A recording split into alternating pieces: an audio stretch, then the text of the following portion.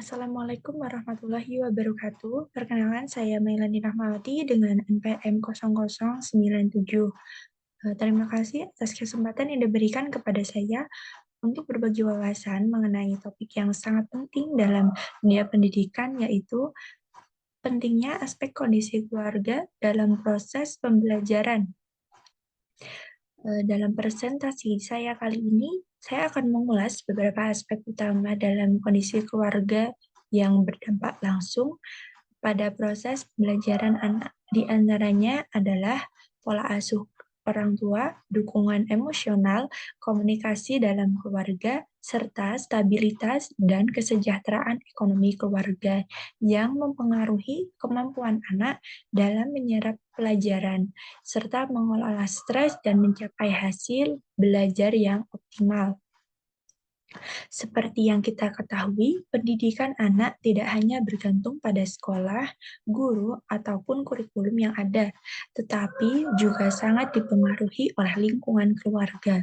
Kondisi keluarga memainkan peran besar dalam membentuk sikap, kebiasaan, dan motivasi anak terhadap belajar. Sebelum kita masuk pada poin yang pertama, saya akan sedikit mengulas tentang keluarga. Apa sih keluarga itu? Keluarga adalah unit sosial yang mendasar dalam masyarakat yang terdiri dari individu-individu yang memiliki ikatan emosional, biologis, dan hukum. Biasanya, keluarga mencakup hubungan antara orang tua dan anak yang bentuknya bisa beragam. Secara umum, keluarga berfungsi sebagai tempat pertama di mana individu belajar nilai norma, eh, keterampilan dasar untuk hidup bermasyarakat. Eh, Keluarga juga berperan sebagai sumber dukungan emosional, ekonomi, dan perlindungan bagi anggotanya. Di dalam keluarga, setiap anggota memiliki peran yang membantu memenuhi kebutuhan dan mencapai tujuan bersama. Kondisi keluarga mencakup berbagai faktor yang membentuk lingkungan tempat anak tumbuh dan berkembang. Kondisi ini meliputi aspek sosial, ekonomi, emosional, dan pendidikan dalam keluarga yang dapat mempengaruhi kesejahteraan dan perkembangan anak secara keseluruhan termasuk dalam bidang pendidikan. Selanjutnya, aspek kondisi keluarga dalam proses pembelajaran. Berikut kondisi keluarga yang mempengaruhi proses pembelajaran siswa. Aspek kondisi keluarga merupakan fondasi penting yang mendukung proses pembelajaran anak, terutama di usia sekolah dasar. Lingkungan keluarga yang stabil, harmonis, dan mendukung memberikan dukungan terhadap anak, memberikan anak rasa nyaman dan kenyamanan yang sangat mempengaruhi terhadap perkembangan kognitif anak, sosial, dan emosional mereka. Berikut saya akan jelaskan pentingnya kondisi keluarga dalam proses pembelajaran anak. Yang pertama ada dukungan emosional.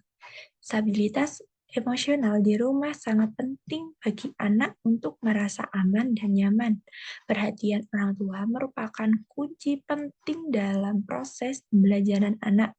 Bentuk perhatian yang dimaksud dapat berupa perhatian kecil, seperti kita tanyakan bagaimana tadi di sekolah, apakah ada materi yang sulit. Kemudian jika anak bercerita tentang kesulitan belajar, kita bisa mengulang apa yang menjadi masalah tadi di sekolah. Dengan pertanyaan-pertanyaan sederhana seperti tadi, anak akan merasa bahwa dirinya itu diperhatikan oleh orang tua. Anak-anak yang tumbuh dalam lingkungan yang penuh kasih sayang dan perhatian memiliki percaya diri yang lebih besar dan motivasi belajar yang lebih tinggi. Mereka dapat berfokus pada pelajarannya tanpa terganggu oleh kecemasan atau stres yang berlebih.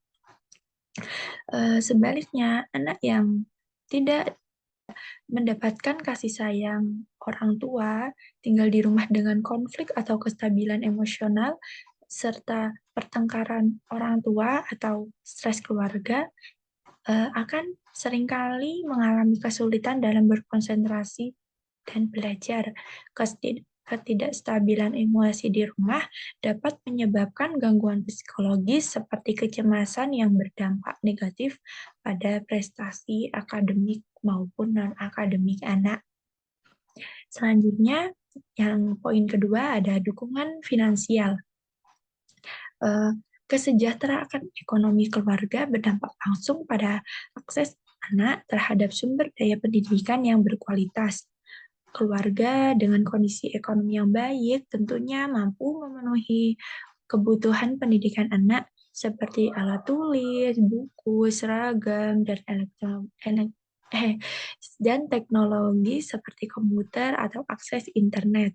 Hal ini membantu anak memiliki pengalaman belajar yang lebih baik karena mereka memiliki sumber daya yang memadai. Sebaliknya, jika anak dari keluarga dengan kondisi ekonomi yang sulit, mungkin harus berhadapan dengan keterbatasan sumber daya yang bisa menghambat proses belajar mereka. Anak-anak ini sering merasa tidak percaya diri karena kurangnya fasilitas atau merasa sulit untuk bersaing dengan teman-teman mereka yang memiliki akses lebih baik. Nah, kondisi ini dapat menyebabkan menurunnya motivasi belajar dan bahkan berdampak pada kesehatan mental anak. Selanjutnya ada pendidikan orang tua. Orang tua yang memiliki tingkat pendidikan yang lebih tinggi pada umumnya lebih mampu memahami kebutuhan belajar anak dan memiliki kemampuan untuk membantu anak dengan pelajaran atau tugas sekolah. Mereka juga cenderung lebih mendukung pembelajaran anak baik secara dengan memberi tugas. Orang tua dengan pendidikan yang lebih rendah atau mungkin kurang tidak memiliki pengetahuan atau keterampilan yang cukup untuk mendampingi belajar anak, berdampak pada keterbatasan anak dalam memahami pelajaran, terutama ketika anak membutuhkan bantuan untuk memahami pelajaran. Kurangnya dukungan belajar di rumah seringkali membuat anak merasa tidak mendapatkan bantuan yang mereka butuhkan, yang dapat mempengaruhi rasa percaya diri mereka. Poin keempat, komunikasi dan interaksi dalam keluarga. Anak-anak membutuhkan komunikasi yang terbuka dan interaksi positif dengan orang tua untuk merasa didukung, termotivasi, dan dipahami dalam belajar mereka. Komunikasi yang baik antara orang tua dan anak membantu membangun rasa percaya diri anak. Ketika anak merasa nyaman berdiskusi tentang pelajaran atau masalah di sekolah dengan orang tua, mereka cenderung lebih terbuka dan mudah mendapatkan solusi atau nasihat yang mereka butuhkan. Orang tua berperan sebagai contoh untuk membangun komunikasi yang baik. Saat orang tua menjadi pendengar, mendengarkan anak, mereka menunjukkan empati dan bersikap sabar dalam berinteraksi dengan anak, anak akan belajar untuk berkomunikasi. Bagaimana komunikasi yang baik itu? Anak yang memiliki keterampilan komunikasi yang baik cenderung lebih berhasil dalam berinteraksi dengan guru dan teman-temannya di sekolah, yang dapat meningkatkan pengalaman belajarnya juga. Jadi, komunikasi dan interaksi yang mendukung dari keluarga tidak hanya meningkatkan kemampuan belajar anak, tetapi juga membantu anak untuk merasa didukung secara emosional dengan komunikasi yang baik. Anak lebih percaya diri, termotivasi, dan terbuka dalam belajar, yang pada akhirnya akan mendukung perkembangan akademik maupun non-akademik dari diri mereka. Selanjutnya, ada pola asuh dan motivasi orang tua. Pola asuh memiliki peran yang sangat penting dalam proses pembelajaran siswa, karena tentunya bagaimana anak berkembang secara mental, emosional, dan sosial.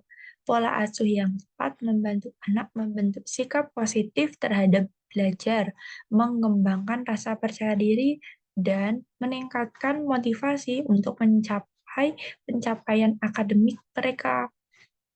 Ada beberapa pola asuh yang baik diterapkan untuk mendampingi proses pembelajaran anak yang bernama ada pola asuh yang suportif. Pola asuh ini membantu anak melihat belajar sebagai proses yang menarik dan bermakna.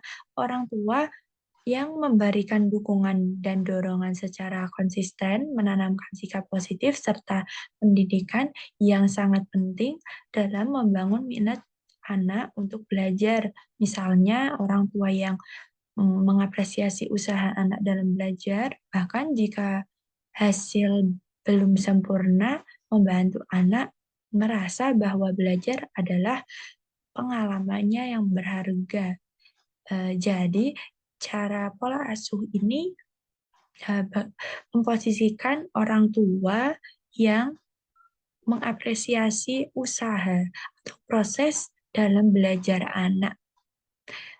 Selanjutnya, pola asuh yang mendorong kemandirian. Membantu anak untuk merasa percaya diri dan mandiri dalam menghadapi tugas-tugas sekolah. Ketika anak didukung untuk membuat keputusan sendiri dalam belajar, mereka merasa lebih mampu dan bertanggung jawab terhadap proses pembelajarannya. Sebagai contoh, orang tua yang memberikan kebebasan terarah atau tidak terlalu mengatur atau mengendalikan anak memungkinkan dia untuk bereksplor dan menemukan metode belajar yang sesuai dengan gaya yang mereka inginkan. Selanjutnya, pola asuh dengan menanamkan disiplin dan tanggung jawab. Dalam diri anak, penting untuk keberhasilan akademik, misalnya orang tua yang membantu anak membuat jadwal belajar secara teratur dan mengajarkan pentingnya memenuhi tanggung jawab sekolah, membentuk sikap disiplin yang berkelanjutan, seperti pola asuh otoritatif atau tegas namun mendukung. Ini cenderung efektif dalam menanamkan kedisiplinan, karena anak tahu batasan dan aturan yang jelas, namun tetap merasa didukung oleh orang tua. Pola asuh yang mengedepankan penghargaan atas usaha anak. Artinya, pola asuh ini menghargai proses yang dilalui anak, bukan hanya peduli dengan hasil akhir, namun juga prosesnya. Orang tua yang menggunakan pola asuh ini dapat meningkatkan motivasi belajar anak melalui penghargaan atas usaha dan kemajuan yang membantu anak merasa bahwa proses belajar adalah sesuatu yang patut diperjuangkan. Motivasi dari orang tua juga bisa berupa dukungan dari keterlibatan dalam kegiatan belajar anak, seperti membantu anak memahami materi yang sulit dimengerti dan memberikan bimbingan dalam mengerjakan tugas-tugas dari sekolah. Dengan pola asuh yang tepat, anak tidak hanya akan berkembang dalam prestasi akademik, tetapi mereka juga memiliki keterampilan sosial dan emosional yang akan berguna sepanjang hidupnya nanti. Selanjutnya, apa akibat dari aspek-aspek tersebut apabila tidak ditangani dengan baik? Apabila aspek-aspek yang sudah saya paparkan tadi tidak ditangani dengan baik, anak dapat mengalami dampak negatif, seperti contohnya putus sekolah, penurunan prestasi di akademik maupun akademik, masalah perilaku, dan tantangan sosial yang bisa berdampak jangka panjang dalam perkembangan mereka. Kesimpulan dari presentasi saya kali ini adalah kondisi keluarga sangat penting dalam mendukung proses pembelajaran siswa. Ketiadaan dukungan dari orang tua berpotensi menimbulkan dampak negatif jangka panjang pada prestasi dan kesejahteraan anak. Dibutuhkan kerjasama antara keluarga dan pihak sekolah untuk mencegah efek negatif tadi. Yang paling penting dalam aspek kondisi keluarga ialah peran orang tua dalam menunjukkan perhatian, kasih sayang terhadap anaknya dalam belajar maupun pencapaiannya baik di sekolah maupun di masyarakat. Karena orang tua itu sangat mempengaruhi dalam dia meningkatkan motivasi belajarnya seperti itu. Sekian presentasi dari saya, kurang lebihnya saya mohon maaf. Wassalamualaikum warahmatullahi wabarakatuh.